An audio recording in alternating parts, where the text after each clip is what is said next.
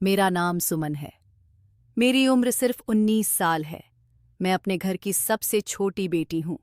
मेरी बड़ी दीदी का नाम सीमा है। आज भी मामूली दिन ही था। मम्मी पापा के साथ बैठकर हम हंसी मजाक कर रहे थे जब अचानक हमारे घर के दरवाजे पर दस्तक हुई। रात के 10 बज रहे थे। इस समय किसी का आना हैरानी का कारण था। पापा अपनी जगह से उठे और दरवाजे की ओर बढ़ चुके थे। मम्मी, मैं और दीदी तीनों ही दरवाजे की तरफ देख रहे थे जब पापा किसी को अंदर लेकर आ रहे थे। उनकी आवाज से ही लग रहा था कि कोई बड़ा आया है। हम लोग फौरन अपनी जगहों से खड़े हो गए और जब घर के अंदर वे लोग दाखिल हुए तो मम्मी, मैं और दीदी आंखें फाड़े उन लोगों को देख रहे थे, क्योंकि यह कोई और नहीं बल्कि हमारे गांव के जमींदार और उनके बेटे राजकन्ना थे। वह देखने में बहुत ही सुंदर थे। मेरी दीदी तो फौरन ही कमरे के अंदर चली गई, क्योंकि इस तरह गैर मर्दों के सामने आने से हमें मना किया जाता था। मैं और दीदी कान लगाकर उन लोगों की बातें सुन रहे थे। सभी घरवाले परेशान हो चुके थे, क्योंकि वे लोग बहुत ही अमीर और बड़ी हवेली वाले थे। उनकी तो बात ही अलग थी। अगर किसी के कदम उनके घर की तरफ पड़ जाएं, तो वह माला माल होकर ही लौटता था। और आज वे लोग खुद हमारे घर आ गए थे। यह कोई छोटी बात नहीं थी। और फिर जो बात हम लोगों ने सुनी, वह सुनकर तो मुझ पर और मेरी बहन पर सन्नाटा छा गया। राजकन्ना अपने पिता के साथ मेरी बहन का रिश्ता लेकर आए थे। वह सीमा दीदी से शादी करना चाहते थे। यह बात हैरान करने वाली थी। मैंने दीदी की तरफ हैरान नजरों से देखा, जबकि दीदी तो ऐसी हो गई थी जैसे काटो तो खून नहीं निकले। वह फौरन ही दरवाजे से हटकर बिस्तर पर जाकर बैठ गई। उनका चेहरा ऐसा हो गया था जैसे किसी ने सारा खून खींच लिया हो, जबकि मैं अब भी कान लगाकर उन लोगों की बातें सुन रही थी। राजखन्ना खुद मेरे पापा से जानकार थे और उन्हें देकर कह रहे थे, आपको परेशान होने की जरूरत नहीं है। मैं सीमा का बहुत ख्याल रखूंगा। बहुत विश्वास से आपके पास रिश्ता लेकर आया हूं। जिंदगी की हर खुशी उसे दूंगा। एक बार आप लोग मुझ पर भरोसा कर लें। पापा फौरन ही हाथ जोड़कर बोले, यह हमारे लिए तो बहुत बड़ी बात है कि आप जैसे बड़े लोग मेरी बेटी का रिश्ता लेकर आए हैं। भला हमें क्या अपना सिर कलम करवाना है? आपको इनकार करके मैं और मेरी पत्नी दोनों ही राजी हैं। मम्मी पापा तो ऐसे हो गए थे जैसे उन्हें कोई खजाना मिल चुका हो। फौरन ही सारी बातें तय हो गईं और राज खन्ना अपने पापा के साथ वापस चले गए। वे लोग जैसे ही बाहर गए तो मम्मी पापा एक दूसरे को देखकर रोने लगे कि इतना अच्छा रिश्ता हमारे घर चलकर आया है। ये कोई छोटी बात नहीं है। मैं भी कमरे से बाहर आ गई। मम्मी ने फौरन ही मुझे गले से लगा लिया और अपनी खुशी का इजहार करने लगी। जब मैंने फौरन कहा, पहले दीदी से तो पूछ ले कि वह इस रिश्ते के लिए राजी है या नहीं। आप लोग क्यों इतनी खुशियां मना रहे हैं? तब पापा मेरी बात काटते हुए बोले, भला उसको क्यों ऐतराज होगा? इतना अच्छा रिश्ता घर बैठे मिल गया। लड़कियां तो ऐसे रिश्ते पाने के लिए अपनी जूतियां घिस देती हैं। यह कहते ही मम्मी पापा दीदी के कमरे की तरफ चले गए, जबकि ना जाने क्यों मुझे खतरे की आहट महसूस हो रही थी। मम्मी पापा जैसे ही दीदी के कमरे में दाखिल हुए तो दीदी रोते हुए पापा के सीने से लग गई और रोते हुए बोली, मुझे यहाँ शादी नहीं करनी है। जमींदार अच्छे नहीं होते। शुरू में वह मुझे प्यार देंगे, मान सम्मान देंगे, लेकिन जब वक्त थोड़ा गुजर जाएगा तो एक और शादी कर बैठेंगे। ये लोग ऐसे ही होते हैं, कई रखेल रखते हैं। इनका कोई ईमान नहीं होता। पापा, मैं किसी जमींदार से शादी नहीं करूंगी। वह फौरन ही ऐतराज जताते हुए बोली, जबकि पापा बोले, खामोश हो जाओ उन्हें। हाँ कहो, तुम्हें नहीं पता इन सब बातों के बारे में। वह बहुत अच्छे हैं। राज एक नेक लड़का है। मैं उसके बारे में अच्छे से जानता हूँ। पूरे गांव में उसका नाम है। तुम जमींदार घराने की बहू बन जाओगी, यह बहुत बड़ी बात है। फिर तुम्हारी छोटी बहन भी है। कल को हमें उसका भी ब्याह करना होगा। अगर तुम आज ही ऐसी गलतियां करोगी तो हम कल को किससे मुंह दिखाएंगे? और कौन तुमसे शादी करेगा अगर तुम राज को इनकार कर दोगी? पापा की बात सुनकर दीदी खामोश हो गई, जबकि मम्मी ने पापा को इशारे से बाहर जाने का कह दिया ताकि वह खुद अपनी बेटी को समझा सके। पापा के जाते ही मम्मी ने दीदी का हाथ पकड़ लिया। तारा आएंगी उत्ते हाथ पकड़ लिया और उनकी आंखों में देखते हुए बोली, कोई वजह है तो मुझे बताओ। यह बेबुनियाद वजह सामने रखकर रिश्ते से इनकार करना कोई अच्छी बात नहीं है। मम्मी की बात सुनकर दीदी ने कुछ नहीं कहा, बस खामोशी से अपना चेहरा फेर लिया। थोड़ी देर मम्मी ने उन्हें कुछ बातें समझाई और फिर वह भी चली गई। उन लोगों के जाने के बाद मैंने दीदी की तरफ एक नज़र डाली और फिर खामोशी से अपनी जगह पर जाकर सो गई, क्योंकि रात बहुत हो चुकी थी। मैं दीदी से बहुत ज़्यादा डरती थी, इसी वजह से उनसे ज़्यादा बातचीत नहीं कर पाती थी। मेरी दीदी दिखने में बहुत खूबसूरत थी। भगवान ने उन्हें बहुत ही हसीन बनाया था। यही वजह थी कि राज खन्ना जैसा शख्स उन पर मर मिटा था। अगली सुबह का सूरज पूरी शानो शौकत से चमक रहा था। मैं अपनी दीदी के साथ नाश्ता करने के लिए कमरे से बाहर घर आई तो बरामदे में मिठाइयों के अंबार रखे हुए थे। फल, फ्रूट और भी बहुत सारा सामान मौजूद था जो दीदी के होने वाले ससुराल से आया था। मम्मी इन सामानों को उत्सुकता से देख रही थी। हम दोनों के बाहर आते ही वहाँ ये हमें भी का मेरे हाथवा के कभी का ये बात दिन गुजरने के साथ साथ सबको महसूस हो रही थी। जैसे जैसे शादी की तारीख नजदीक आ रही थी, दीदी का रवैया और खराब होता जा रहा था। एक दिन राज भैया अकेले ही घर आए। उनका इरादा दीदी के साथ कुछ वक्त अकेले बिताने का था। उन्होंने घर में आते ही मम्मी से इजाजत मांगी कि वह दीदी को अपने साथ ले जाए ताकि वह उन्हें कुछ शॉपिंग करा सके। शादी के हिसाब से मम्मी ने तुरंत ही इजाजत दे दी, लेकिन जब मम्मी दीदी को बुलाने के लिए गई तो उन्होंने साफ इनकार कर दिया कि वह किसी के साथ भी नहीं जाएंगी। मम्मी ने गुस्से में कहा, वह बाहर बैठे हुए हैं, मैं उन्हें क्या बोलूं, मैं हाँ कर चुकी हूं। जबकि दीदी गुस्से से तेज आवाज में बोली, मुझे कोई फर्क नहीं पड़ता, जिसने सुनना है सुन ले, मैं किसी के साथ कहीं नहीं जाऊंगी, मैं घर के अंदर ही ठीक हूं।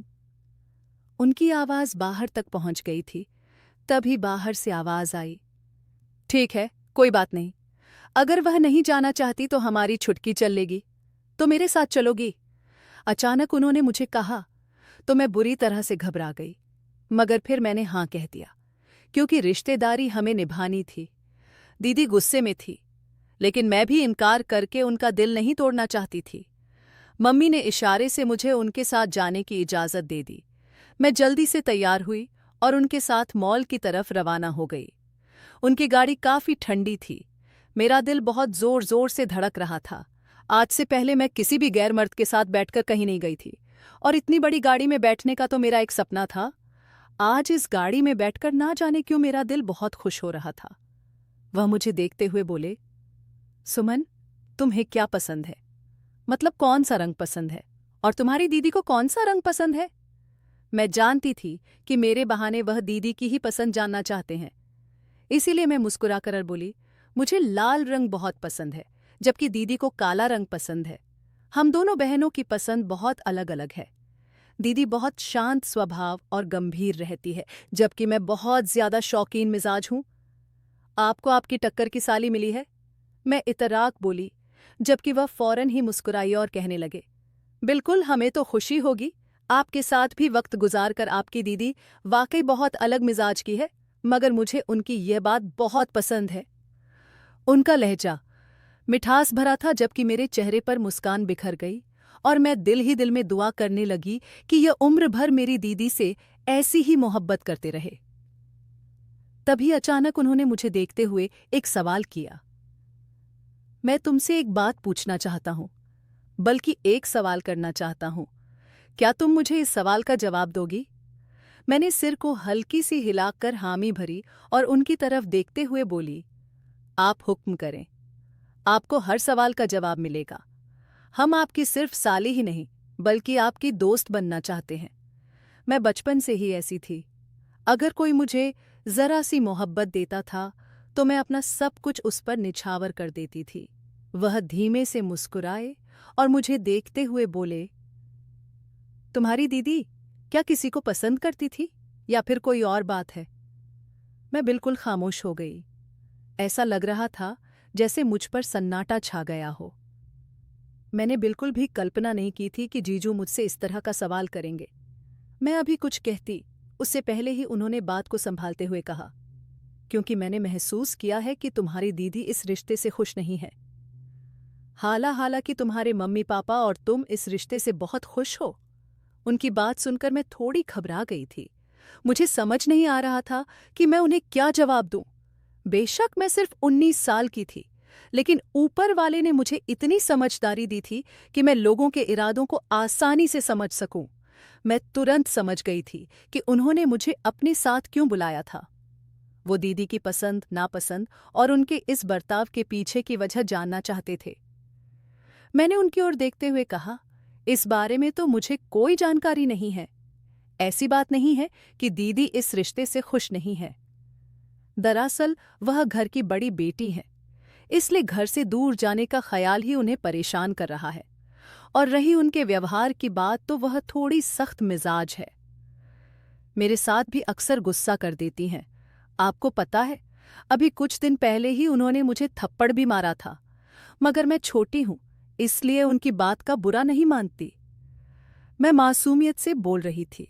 मेरी बात सुनकर उन्होंने हल्के से मुस्कुराते हुए कहा, फिक्र मत करो, मैं तुम्हारी दीदी को भी उतना ही मस्त और शौकीन बना दूंगा जितना तुम हो। उन्हें तुम्हारी तरह बना दूंगा। उनकी यह बात सुनकर मैं खुलकर हंस पड़ी। इस दौरान हम मॉल पहुंच गए। वह मुझे अपने साथ कई दुकानों में ले गए। दीदी के साथ साथ उन्होंने मेरी भी बहुत अच्छी शॉपिंग करवाई। मम्मी ने चलते समय मुझे कुछ पैसे दिए थे, लेकिन उन्होंने मुझे 1 रुपए भी खर्च नहीं करने दिए। सारे बिल उन्होंने खुद ही चुकाए। शॉपिंग के बाद वह मुझे एक रेस्टोरेंट ले गए। वहां उन्होंने मुझे शानदार डिनर करवाया।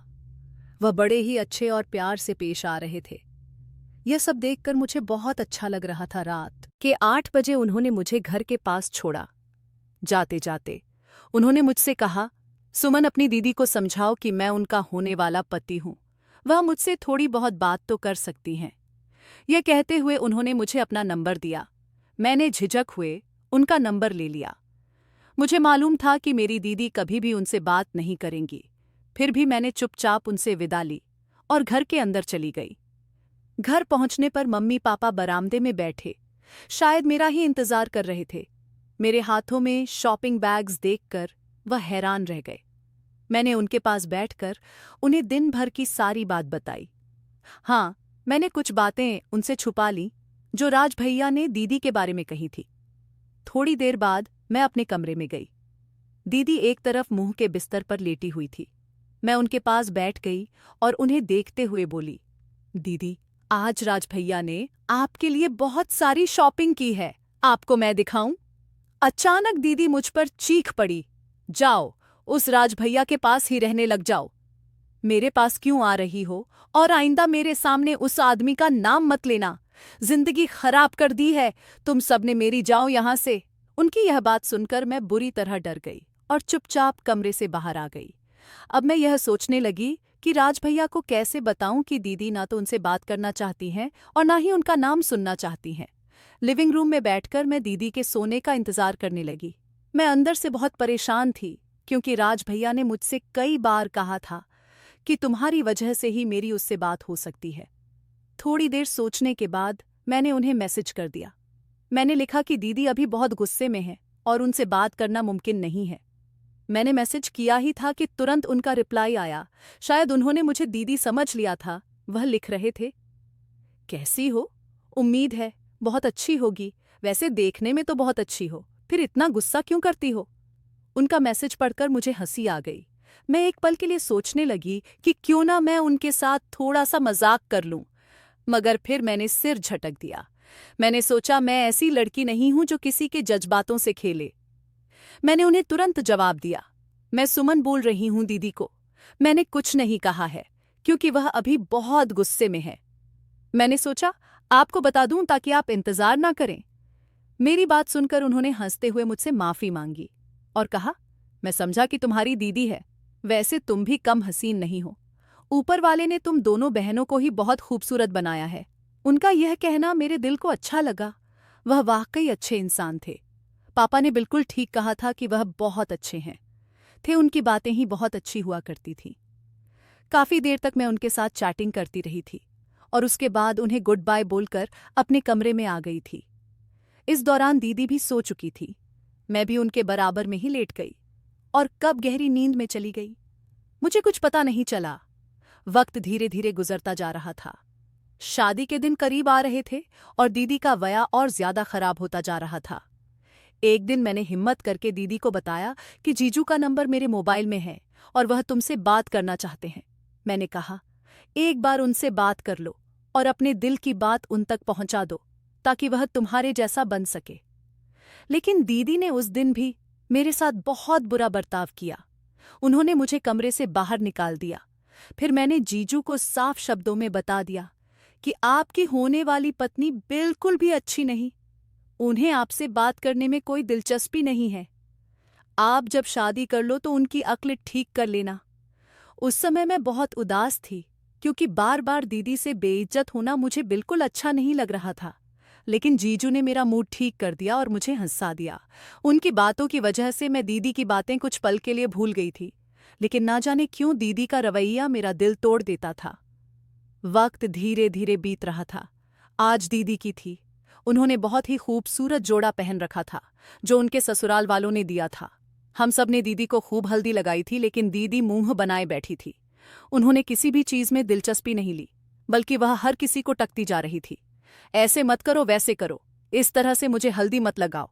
लेकिन सबने उनकी बातों को नजरअंदाज कर दिया क्योंकि उनका मानना था कि दुल्हन तो शर्माती है। लेकिन मैं जानती थी कि दुल्हन इस बार शर्मा नहीं रही थी, बल्कि बहुत गुस्से में थी। मैंने धीरे से मम्मी से कहा कि इस रिश्ते से मना कर दीजिए। दीदी का रवैया देखकर मुझे समझ आ गया है कि वह कभी भी अपना रिश्ता अच्छे से नहीं निभा पाएंगी।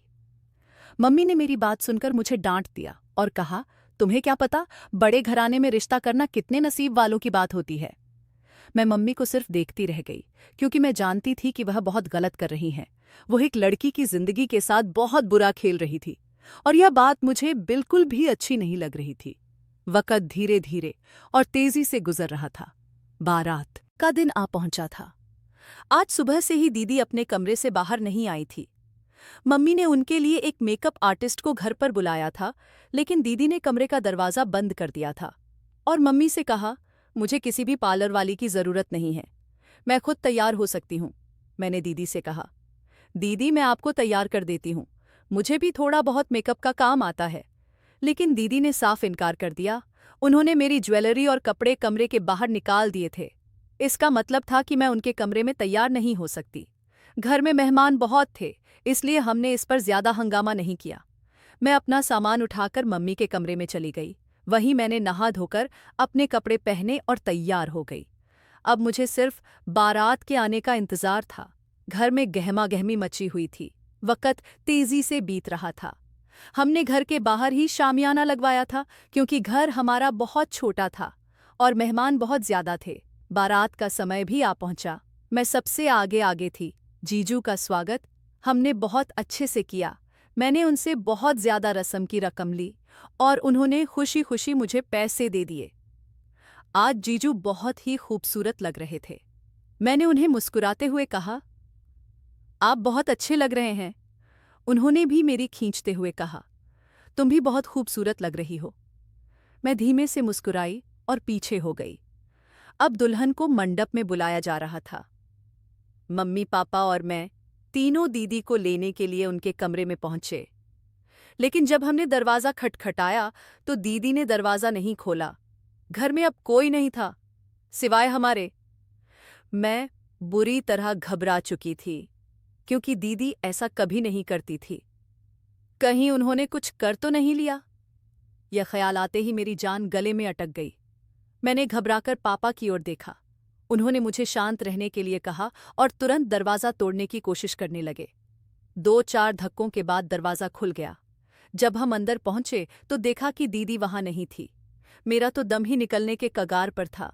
मम्मी ने वॉशरूम भी देखा, लेकिन वह वहां भी नहीं थी। मेरी नज़र ड्रेसिंग टेबल पर पड़े एक कागज़ पर चली गई।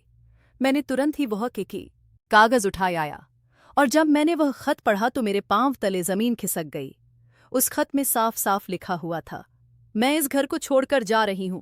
जब आप लोगों ने मेरी बात को कोई अहमियत नहीं दी तो मैं क्यों आप लोगों की इज्जत को अहमियत दूं? मुझे कोई और पसंद है और मैं उसी के साथ अपनी जिंदगी बिताऊं। आपको आपका जमींदार दामाद मुबारक हो। आखिर में दीदी ने अपना नाम लिखा हुआ था। मेरी तो जान ही निकल चुकी थी। बाहर सारे मेहमान मौजूद थे और घर की इज्जत के साथ दीदी बुरी तरह खेल चुकी थी। पापा वहीं सिर थामकर जमीन पर बैठ गए थे। मम्मी का हाल भी कुछ अलग नहीं था, जबकि मैं भी ड्रेसिंग टेबल के साथ लगी रो रही थी। तभी अचानक पापा ने दीदी का रखा हुआ जोड़ा उठाया और मेरी तरफ बढ़े। वह मुझे देखते हुए बोले, जमींदारों के यहाँ बहुओं के चेहरे पर घूंघट डाला जाता है। तुम अभी के लिए राज से शादी कर लो। हम कल सुबह तुम्हें लेने तुम्हारे ससुराल आएंगे। अगर अभी तुम्हारी शादी राज से नहीं हुई तो हमारी बहुत ज्यादा बदनामी हो जाएगी और वह जमींदार हैं, हमारा सिर धड़ से अलग कर देंगे। इज्जत इसी में होगी कि तुम उनके साथ विदा हो जाओ। मैं अपने पापा को फटी फटी निगाहों से देख रही थी। मैंने कभी सपने में भी नहीं सोचा था कि मुझ पर ऐसी मुसीबत आन पड़ेगी। मैं सिर ना में हिलाते हुए बोली, नहीं पापा, वह मेरे जीजू हैं, मैं उनके साथ कैसे शादी कर सकती हूँ।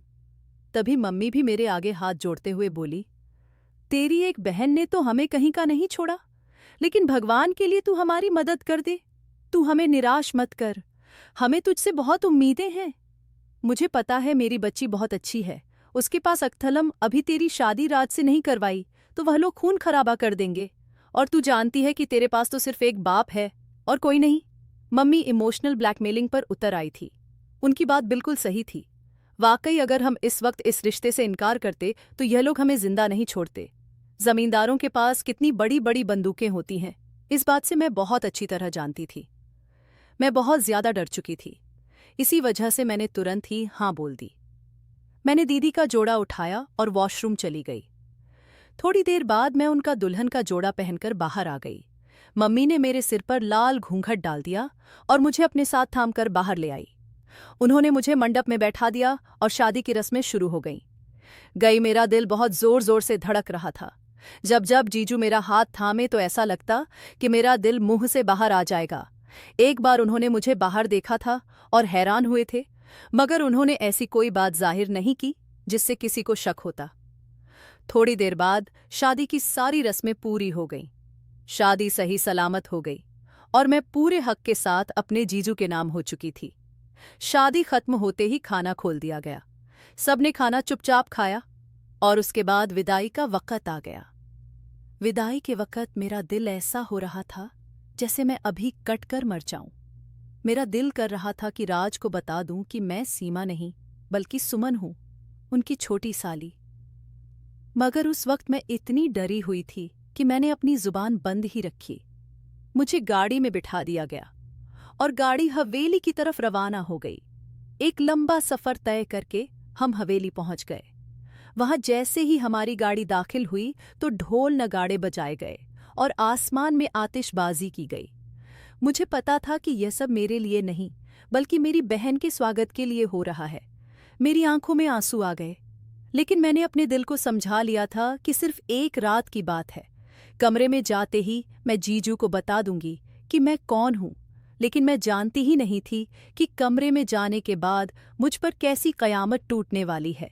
फौरन ही मुझे अंदर ले जाया गया और शादी की पारिवारिक रस्में शुरू हो गईं। अब मुझे डर यह था कि अगर उनमें से किसी एक ने भी मेरा घूंघट उठाया तो मुझ पर कयामत आ जाएगी। मगर बड़ी जो राज की दादी थी, उन्होंने हुक्म दिया था कि दुल्हन का घूंघट कोई नहीं उठाएगा। दुल्हन का घूंघट उसका पति उठाएगा और वही उसका चेहरा सबसे पहले देखेगा। मेरा दिल धक से रह गया और मैंने अंदर ही अंदर ऊपर वाले का शुक्र भी किया, क्योंकि अगर अभी मेरा घूंघट उठता तो मुसीबत हो जाती। फौरन ही मुझे रस्मों के बाद मेरे कमरे में पहुंचा दिया गया। मैं कमरे में दाखिल हुई तो मेरी नाक से गुलाब की पंखुड़ियों की खुशबू टकराई। मेरे होठों पर मुस्कान बिखर गई। एक पल के लिए मुझे सब कुछ अच्छा अच्छा लगा, लेकिन मैं फौरन ही सहम भी गई, क्योंकि मुझे पता था कि अब जो कयामत मुझ पर टूटेगी वह सबसे अलग होगी। राज भैया को सारा सच मालूम हो जाएगा। मैं खामोशी से उनके नाम की सेज सजाकर बैठी हुई थी। जोर जोर से धड़क रहा था, ऐसा लग रहा था जैसे अभी बाहर निकल आएगा। थोड़ी देर बाद कमरे का दरवाज़ा खुला। मैं जानती थी कमरे में कौन आने वाला है। दिल ही दिल में दुआ कर रही थी कि जीजू मेरी हालत समझने की कोशिश करें, लेकिन मुझे डर भी था कि कहीं वह इनकार ना कर दें और कहीं वह गुस्सा ना हो जाए। और कहते हैं ना, जब किसी बात का डर हो और वह ना हो ऐसा तो हो ही नहीं सकता। कमरे में आने वाला कोई और नहीं बल्कि मेरे जीजू ही थे। उन्होंने आते ही खुश होकर मुझे हेलो कहा और फिर मेरी खैरियत पूछने लगे। लेकिन मैं उन्हें कैसे बताती कि मैं उनकी सीमा नहीं बल्कि उनकी छोटी बहन हूं। थोड़ी देर बाद वह मेरे पास ही आकर बैठ गए। उन्होंने मेरा हाथ थाम लिया और फिर जो बात उन्होंने कही उसे सुनकर मेरे पांव तले जमीन खिसक गई। यह ड्रामा अब खत्म करो, घूंघट उठाओ, मैं जानता हूं तुम कौन हो। यह सुनते ही मेरी जान हलक में अटक गई। मैंने घबराकर उनकी तरफ देखा। तभी उन्होंने मेरी कमर में हाथ डालकर मुझे अपने करीब कर लिया और अपने हाथों से मेरा घूंघट उठाया। मैं आंसू भरी निगाहों से उनकी तरफ देख रही थी। तभी उन्होंने बिना कुछ कहे मेरे होठों को अपनी गिरफ्त में ले लिया। मेरा दिल कांप उठा। वह मुझे देखते हुए बोले, मैं जानता हूं यह सब मुझे पहले ही पता चल चुका था, लेकिन तुम्हारे घर वालों को यह सब करने से पहले मुझे बता देना चाहिए था। मंडप में तुम्हें लाने से पहले अगर वह मुझे एक एक बार भी यह बात बता देते कि तुम्हारी बहन भाग चुकी है तो मैं ये शादी नहीं होने देता। मैं पूरी तरह घबरा चुकी थी और राज की तरफ देखकर बोली, हम डर गए थे, हम समझे थे कि आप हम सबको मार देंगे क्योंकि जमींदार तो ऐसे ही होते हैं। पापा बहुत ज्यादा घबरा गए थे। उनके अलावा हमारा इस दुनिया में कोई नहीं है। मैंने आपको बताया था दीदी इस रिश्ते से खुश नहीं थी। उन्होंने पहले ही कहा था कि वह शादी नहीं करना चाहती। तभी अचानक वह बोले, तो मैंने भी तो तुमसे पूछा था कि क्या वह किसी को पसंद करती है, तो तुमने क्यों नहीं बताया। मेरा सांस उखड़ रहा था। उनका मेरे करीब आना मेरी जान निकाल रहा था। तभी उन्होंने मेरी गर्दन में अपना चेहरा छुपा लिया और सरगोशी के अंदाज में बोले, तुम्हें क्या लगता है कि मैं तुम्हारे साथ बहुत अच्छे से पेश आऊंगा? तुमने मुझे धोखा दिया है और यह शादी एक धोखे पर आधारित है। मैं तुम्हें बताऊंगा कि धोखे का बदला कैसे लिया जाता है। यह कहते ही उन्होंने मेरे सिर से मेरा दुपट्टा उतार कर फेंक दिया और मुझ पर हावी हो गए। मेरा सांस अटक गया। मैं उनकी तरफ देखते हुए रोते हुए बोली, भगवान के लिए ऐसा जुल्म मत कीजिए। मैं बेकसूर हूं, मैंने कुछ नहीं किया। दीदी की गलती की सजा मुझे क्यों दे रहे हैं? मैंने तो आपकी इज्जत बचाई है। अगर वक्त पर मैंने आपसे शादी नहीं की होती तो सारा समाज सही भाई कीम का सागी सता आप पर भी थू थू करता कि जमींदार होकर आपकी दुल्हन भाग गई। मेरी बात सुनकर एक पल के लिए वह अपनी जगह पर सख्त हो गए थे, जैसे मैंने बहुत ही पते की बात की हो। थोड़ी देर बाद मुझसे अलग हुए और फिर कमरे से निकलते चले गए। मैं अपना सिर हाथों में थामे बुरी तरह से रोना शुरू हो गई थी। थोड़ी देर और बीती जब अचानक कमरे का दरवाज़ा खुला और मेरे पति की दादी और उनकी माँ कमरे में दाखिल हुईं। मेरा घूंघट अब चेहरे पर मौजूद नहीं था और मैं बुरी तरह से रो रही थी। तभी उनकी दादी मेरा हाथ थाम हुए बोली, क्यों रो रही हो बिटिया? तुमने तो बहुत ही अच्छा काम किया है। अगर तुम वक्त पर शादी के लिए हाँ नहीं करती तो वाकई हमारे परिवार की बहुत बदनामी हो जाती, लेकिन तुम्हारी बहन को माफ नहीं किया जाएगा। यह कहते ही उन्होंने मुझे उठने का इशारा किया, जबकि मैं बुरी तरह से घबरा चुकी थी कि भला यह लोग अब मेरी बहन के साथ क्या करेंगे। जो भी था वह मेरी बहन थी और मैं उससे बहुत ज्यादा प्यार करती थी। हम लोगों के बीच बहुत प्यार था, लेकिन जब से यह रिश्ता आया था तभी से हमारी बर्बादी शुरू हो गई थी। मैं खामोशी से उठ चुकी थी। तभी वह बादलों की तरफ इशारा करते हुए बोली, जाओ और अपने कपड़े वगैरह बदलकर आराम कर लो। थोड़ी देर में मैं तुम्हारे पति को भेजूंगी। तुम उसे अपनी तरफ आकर्षित करने की कोशिश करो। एक तुम ही हो जो अपने पति को बचा भी सकती हो और उसे बर्बाद भी कर सकती हो, क्योंकि तुम्हारे पति तुम्हारी बहन से बहुत प्यार करते थे। वह बुरी तरह से टूट चुके हैं। हम जमींदार हैं, हम तुम्हारे जैसे घराने में रिश्ता नहीं करना चाहते थे, लेकिन अपने बेटे की जिद की वजह से ही हम वहां पहुंचे थे। उनकी बात सुनकर मैं बिल्कुल खामोश हो गई। मुझे अपनी दीदी पर बेहद अफसोस होने लगा कि उन्होंने किसी का दिल कितनी बुरी तरह से तोड़ा है। अगर उन्हें शादी नहीं करनी थी तो वह सीधे राज से बात कर लेती। क्या पता वह इस रिश्ते से खुद ही पीछे हट जाते। मैं चुपचाप वॉशरूम गई और कपड़े वगैरह बदलकर बाहर आई तो वह सोफे पर बैठे हुए थे। उन्होंने अपना सिर सोफे पर टिकाया हुआ था और उनकी आंखों से आंसू निकल रहे थे। मैं उनके बराबर में ही जाकर बैठ गई। मैं कुछ कहती उससे पहले ही वह मेरे सीने से लग गए और बिना आवाज के रोने लगे। मैं तो हैरान थी कि वह इतने मजबूत दिखने वाले इंसान इस तरह बच्चों की तरह रो रहे थे। मैंने उन्हें फौरन अपनी आगोश में समेट लिया और उनकी पीठ थपथपाते हुए बोली, आप क्यों अपने आप को परेशान कर रहे हैं?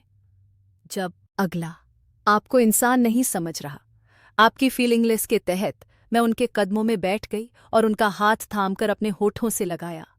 उनकी आंखों में देखते हुए मैंने कहा, तो आप मुझे अपना लीजिए, मैं आपसे प्यार करूंगी, आपको इतनी चाहत से चाहूंगी कि आप खुद को बहुत काबिल समझने लगेंगे। जिस दिन मैं मंडप में गई थी, उनका अंदाज मुझे बहुत पसंद आया था। मेरे दिल से एक दुआ निकली थी कि भगवान मुझे भी मेरी दीदी जैसा पति ही दे। मगर मुझे क्या मालूम था कि मुझे दीदी जैसा पति नहीं बल्कि दीदी का पति ही नसीब हो जाएगा। काफी देर तक वह खामोश निगाहों से मुझे देखते रहे। फिर उन्होंने एक झटके से मुझे अपनी बाहों में भरा और बिस्तर की तरफ बढ़ गए। उस रात वह मेरे करीब ही रहे। उन्होंने पल पल मुझे अपने आप में गुम करने की कोशिश की। वह मेरी बाहों में खो से गए थे और मैंने भी अपने पति को संभाल लिया था। मैं अब इस रिश्ते की शुरुआत करना चाहती थी। मम्मी पापा के कहने के मुताबिक अगले दिन वह मुझे लेने के लिए आए थे। उन्होंने बड़े जमींदार से माफी मांगी थी, यानी राज के पापा से, मगर मैंने इनकार कर दिया था। मैंने कहा कि मैं अपने पति के साथ रहना चाहती हूं और अपना घर बसाना चाहती हूं। राज ने भी मेरी हाँ में हाँ मिलाई थी। उनका कहना था मैं अपनी पत्नी को नहीं छोड़ूंगा, और रही आपकी बड़ी बेटी की बात तो मैंने उसे भी माफ कर दिया है, क्योंकि यह बात हकीकत है कि जब आपको वह शख्स ना मिले जिससे आप मोहब्बत करते हैं, तो फिर आप उस शख्स के हो जाएं जो आपसे मोहब्बत करता है। यह कहते हुए उन्होंने मुझे अपने करीब कर लिया और मेरे माथे पर एक प्यार भरा किस किया, जिसे महसूस करके मैंने सुकून से अपनी आंखें मद ली थीं। अगर आपको हमारी कहानी पसंद आई हो तो वीडियो को लाइक करें। चैनल पर नए हैं तो चैनल को सब्सक्राइब जरूर करें। धन्यवाद दोस्तों।